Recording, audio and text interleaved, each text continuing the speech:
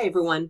So this page and this video is all about writing Project 1. It's going to offer you some instructions on how to compose, how to do the research and the process of bringing together this first writing project, which is called an autoethnographic research and writing project. And I know that's a big word and it sounds quite complex and messy, but it's actually quite simple. And now I recognize that simple doesn't mean easy, but it is quite simple. And before I get into the details of this specific project, I'm going to go over to the syllabus for a minute and kind of offer an overview of all three of our major projects because they are all connected and tied together. And so I'm here at the syllabus, and if we look right here, the course description, we'll see that English 102 is focused on persuasive research-based writing. And so we're going to focus on a couple of different types of research in this course. And then once we do the research and we find new information and develop new ideas, how do we write that in a way that persuades different audiences that our findings or our ideas and opinions are legit, are valid? So if we go down here to the little introductions for each of our writing projects, I just want to show how they all fit together. Okay, so the first project that we're going to be doing is an autoethnographic research essay.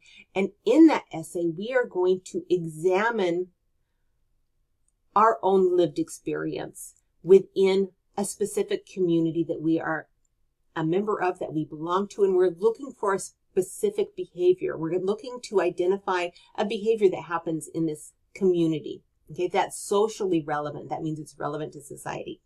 Okay. And we're going to write that up in an essay, write up our findings, what we've discovered, as we reflect on this community, as we remember the experiences that we've had. Okay. And that's meaningful. And I'm going to talk a lot more about that. But the second writing project, we're going to carry that behavior that we identified in the first project. We're going to carry that forward and think, okay, well, this is what I saw. This is what I think, what I feel, how it affected me, how I see that this behavior affects the people within this community. What do the other experts have to say about this? And we're going to go out and we're going to find other experts and stakeholders who have done their own research, who have written about this behavior, who have maybe written articles and maybe books and different things about this, so that we get a more multifaceted, robust, rich, even more truthful and honest perspective and an idea and knowledge base on what this behavior is and how it affects people. And then our final writing project is we're going to pick a very specific audience that we are then going to persuade that this behavior is happening and that it is socially relevant and what needs to be done, okay, about this behavior. And this behavior can be good or bad. It doesn't have to be a negative behavior. But that's kind of the overview. So all three of these are going to be carrying that same behavior forward. We're going to identify it. We're going to see what the other experts have to say about it. And then we are going to persuade a chosen audience that, hey, this is happening and it's either for good or for bad and something needs to be, done about it. So if we go back to our first writing project, again, autoethnography, that's a big word, okay, but it's actually quite simple. And this type of research is not hard. Well, actually, it can be complex in a certain way, and I'll explain in just a little bit, but it's not really complex. Hi, everyone. So this page and this video is all about writing Project 1. It'll include the instructions and an overview of what to expect in this first writing project, which is titled an autoethnographic research and writing project. And I know that's a big word, autoethnography or autoethnographic, but it's not as complex, not nearly as complex as it sounds. It doesn't mean it's easy. It's actually it will stretch you as a researcher, as a writer, but it is pretty basic, okay? Before I get into the overview, though, of this specific writing project, I want to pull up the syllabus really quickly and give an overview of how our writing projects are going to work together in this class. And so if you look at the course description for this class, English 102 focuses on persuasive research-based writing.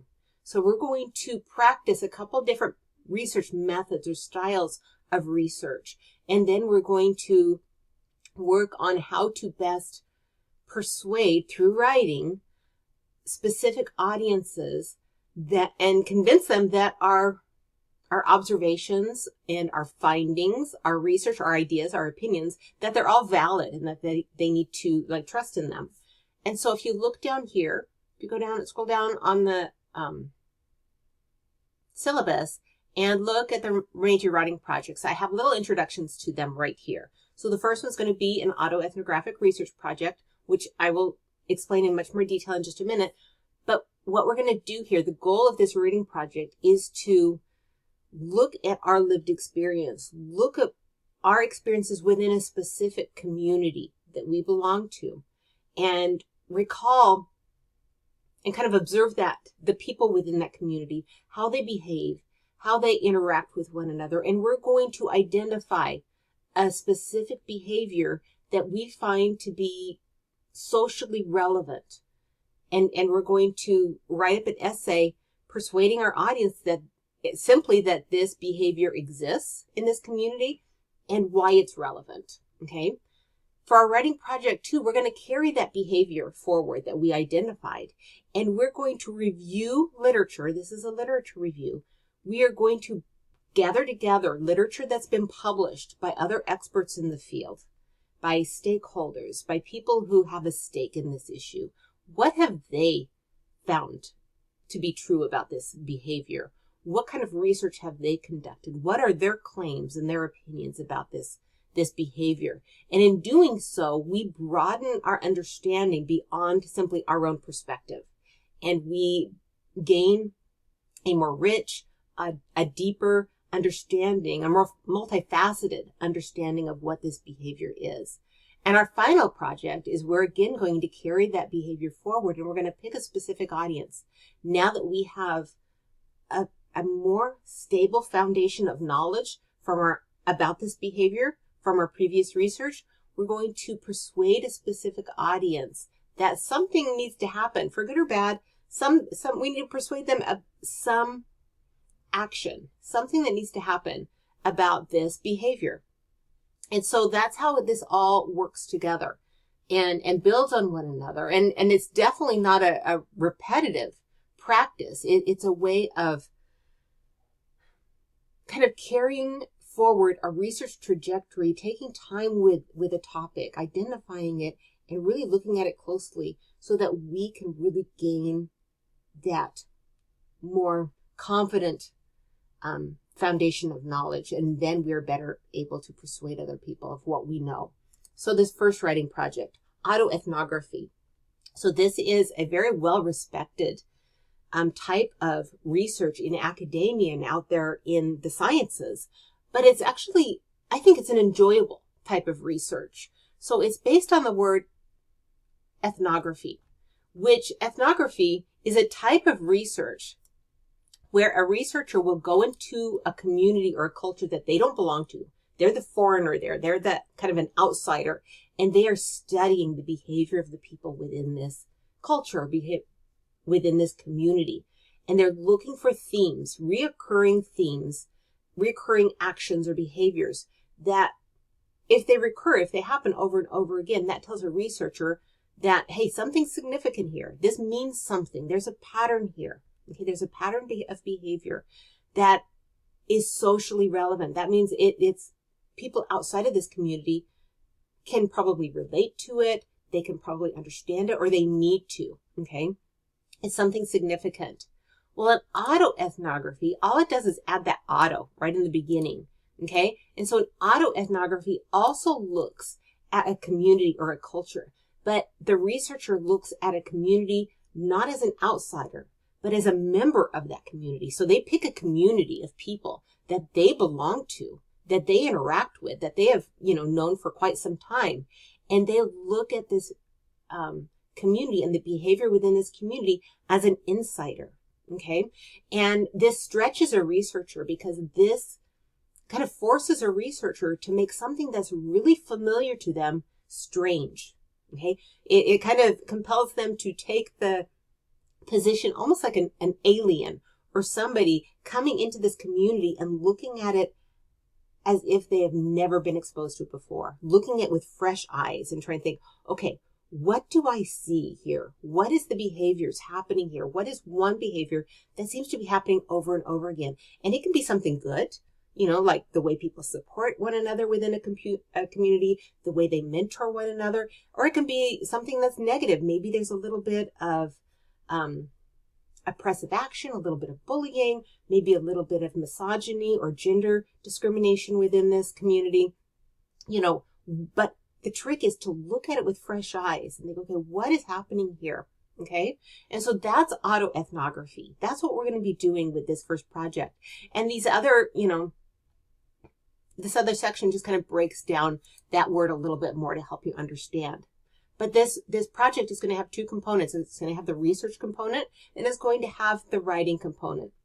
So the research for this project, our research is largely based on our memories, our reflections. Okay. Since we don't have time to go back into this community and actually spend a year or two observing this community, we're going to think back about our experiences within this specific community. And by community, what I mean is that there's a definition down here, but it's going to be a distinct and contained group of people that gather together for a common purpose. Okay. We all move among different communities throughout our days and throughout our lives. I mean, my family is one of my communities. My work is one of my communities. My, Paradise Valley, we're all part of that community, right? It could be a community of a club, a gaming community. It can be, a religious congregation. Okay. So anytime there's going to be different communities that we move among, either currently or even in the past. It could be, our graduating high school class. Okay. There's different communities that we move among. And so we're going to pick one of them and we're going to research the behavior of the people in that community. And we're going to identify a behavior. And so any good research project starts with a question. And so this is the question. And it seems kind of simple because we're not calling to action. We're not, proposing any solution. We're just simply going to look for a behavior. So here's our question. What socially relevant behavior have I personally experienced and observed among the people within this community I belong to? And how or why is that behavior relevant to society beyond the community? That means, why is it significant to people on the outside? Okay. And so after we, think about that, and we're going to have a lot of activities that help us do that, we're going to write an essay for an audience of Paradise Valley students. So we're not writing this to an academic audience of researchers or professors. We're writing this to our friends. Okay. And so that's going to compel us to write in a very different style than we might for a very formal academic essay. And one thing, I'll finish this first. So we're going to write this to that Paradise Valley student audience, and we're going to introduce the community to them in the essay. And then we're going to identify that behavior in that we've seen and witnessed and experienced in this community. And we're going to persuade them that that behavior is significant, that it matters. And as with any research essay, we're going to bring in evidence. But what is unique about evidence in an autoethnographic essay is it's largely going to be our personal stories. That's what's different. That's what's fun and kind of exciting about this kind of project is our evidence is going to be when are the stories where we have seen this behavior happening, when we have witnessed this behavior happening, and how have we felt about it?